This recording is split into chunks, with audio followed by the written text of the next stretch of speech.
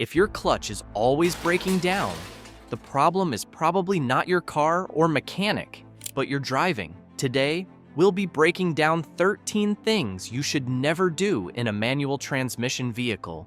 There's also a bonus tip at the end that could save you hundreds of dollars. Mistake number 1, using your gear shift as a handrest. This is an unconscious habit many drivers have, and it is a very expensive one. You might think it saves you time when you need to shift gears, but all it is doing is wearing out the gear. When your hand is on the gear shift, you apply pressure to the selector fork, which then comes in contact with rotating pieces. This constant contact will wear out the selector fork and other components within the gearbox. If you can hear a grinding noise from your gear stick or the stick isn't selecting gears, this part is worn out. That is one reason why owner manuals contain a stern warning not to use your gear shift as a handrest. The other is for safety. As much as possible, you should have both hands on the wheel. Mistake number 2, leaving your car in gear at a red light. We get it. It's the need for speed. When you come to a red light, you want to be able to drive off as quickly as possible so you don't miss the light or so you don't get rear-ended. Unfortunately, in trying to save a few seconds, you could be costing yourself thousands in repair costs. Leaving your foot on the clutch and the brake while your car is in first will wear out the clutch quickly. Instead, when you reach a stoplight, put the car in neutral and take your foot off the clutch. You can also pull up the handbrake for extra safety. When you leave your foot on the clutch, the throwout bearing constantly presses against the diaphragm spring, which will wear it out. If you hear a grinding or rattling sound when you step on the clutch, it could be a sign of a damaged throwout bearing, and that will cost at least $300 to fix. Mistake number 3, using the clutch to hold yourself on a hill. When you're on a hill and you're trying to avoid rolling backward, it is very tempting to use the clutch to hold yourself in position. Even though it is probably the easiest way to do it, it is not worth the cost. When you use the clutch biting point to keep your car steady, you are wearing out the friction material on your clutch disc. That's because the engine's pressure plate will be moving at a different rate from the clutch. What you should do instead is use the brake. Newer cars have hill hold or hill start assist that automatically activates when you take your foot off the brake. This gives you enough time to step on the throttle. If your car doesn't have this feature, you can engage the clutch and throttle as usual when you're ready to drive off. However, your car will roll back slightly first. Alternatively, put the car in first gear with the clutch fully depressed and the handbrake up.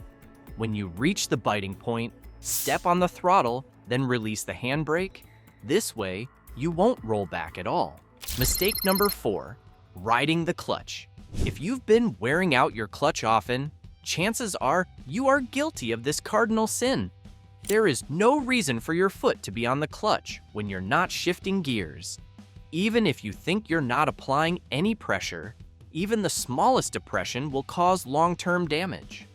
When you rest your foot on the clutch, it causes the clutch friction disc to be in constant contact with the flywheel and the pressure plate, which can lead to overheating and damage.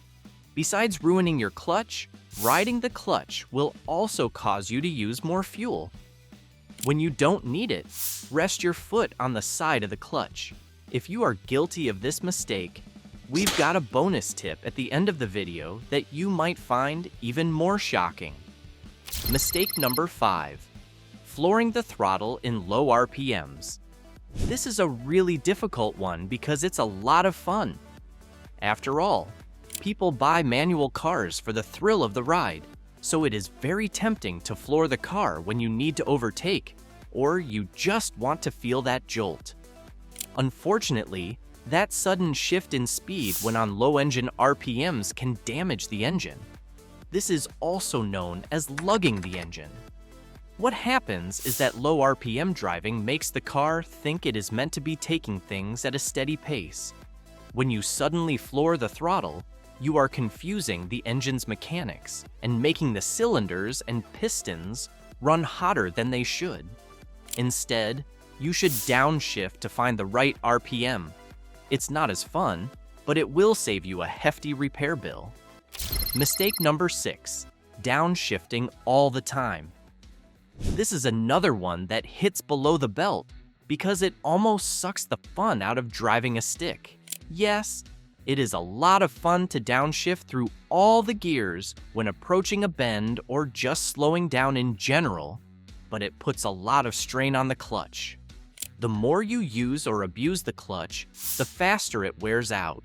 Even though professional race car drivers do it to maintain a certain power band, they can afford to change their car parts often. So, unless you have NASCAR money, you probably shouldn't. When you're slowing down, it's better to go down 2 gears, step on the brakes, and put the car in neutral. Still with me? Great, because tip number 7 is a game changer. It's a silent killer for your transmission. Let's dive in. And don't forget to subscribe for more car-saving tips and gearhead wisdom. Mistake number 7, braking without engaging the clutch. This is one of the most common mistakes made by people new to driving a manual transmission or those who haven't driven one in years. If you don't step on the clutch when you brake, the car could stall. In order for a manual car to run smoothly, the clutch and the engine must move at the same RPM. When you brake, the engine slows down much faster than the clutch. Stepping on the clutch pedal will disengage the clutch and give it time to realign RPMs. Mistake number 8, parking your car on a hill in neutral. This is one of those tips for when it is better to be safe than to watch your car roll down a hill and ruin your credit score. When parking on a hill, put your car in first gear if you're facing up and reverse if you're facing down. This provides an extra layer of security just in case the handbrake fails so the car won't roll. And just as you learned from driving school, you could also turn the wheel toward the curb. That way, the car will roll into a curb and stop. Mistake number 9, starting in higher gears. When you're trying to beat a light or going uphill and you need a quick burst of speed, it can be tempting to jump straight into second or third gear.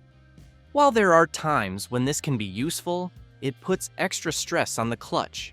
If you do this too often, it will wear out the clutch quickly. There is also the risk of stalling the car, which would defeat the aim if you're going up a steep hill. While skipping gears is fine, provided you rev match, you should always start with the first gear. The only exception is when on slippery surfaces like mud or snow, when you need less torque and more traction. Mistake number 10, coasting in neutral. With gas prices being astronomically high, it is a wise move for drivers to find unique ways to save fuel costs. Coasting a manual transmission is not one of them. When you're going downhill, coasting the car in neutral is actually less fuel efficient than putting it in gear and driving at a low RPM.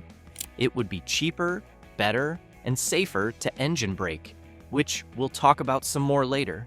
Coasting downhill is a safety hazard because you don't have as much control over the car, and you can't quickly accelerate if you need to get out of a bind.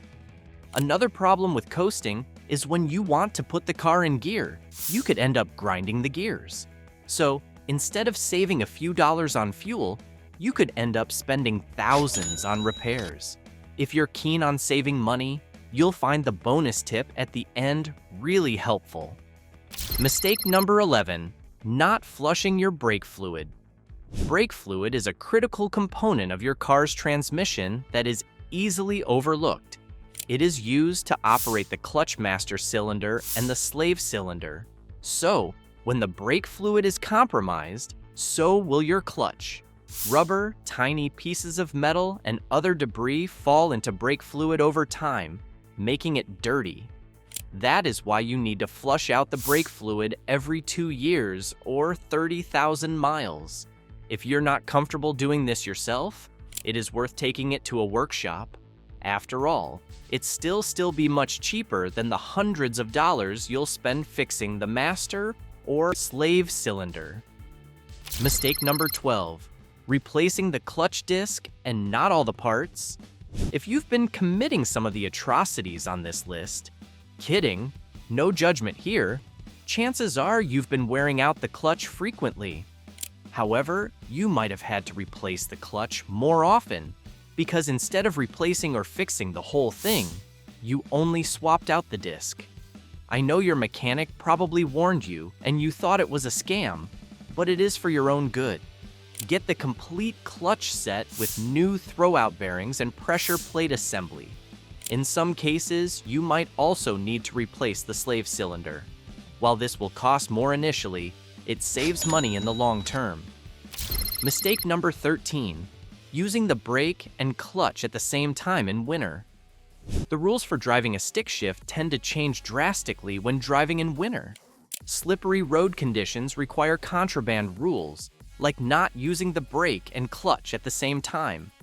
It is safer to downshift than to step on the brakes when you need more traction on icy roads. Sudden braking can cause the tires to lock up, which will cause the car to skid. However, you also want to avoid quick or repetitive downshifts, as this can have the same effect. Driving a manual car in winter has its advantages, but only if you obey this rule. Following these tips will help you protect your clutch, transmission, and engine for as long as possible. But wait, there's still the bonus tip I mentioned, and that is, there's nothing wrong with engine braking. There is a lot of debate about whether engine braking is good for a manual transmission, and that is probably due to a few things that need to be clarified. Engine braking is not the same thing as coasting in neutral. With engine braking, the car is still in gear, but you take your foot off the accelerator. You are then allowing the engine to slow the car slowly. This is not only safer than coasting, but it is also more fuel efficient. It is also better for your brakes because they won't wear out as quickly. Engine braking is only a problem if you're stepping on the clutch pedal, which isn't engine braking at all. What you're then doing is using the clutch pedal to brake, and that will destroy the clutch disc and bearings. Mastering a manual transmission isn't just about smooth shifts. It's about avoiding costly mistakes that can ruin your car. By steering clear of these 13 common errors, you'll save money, improve safety, and extend your vehicle's lifespan. And don't forget to check our next video on things you should never do in an automatic car.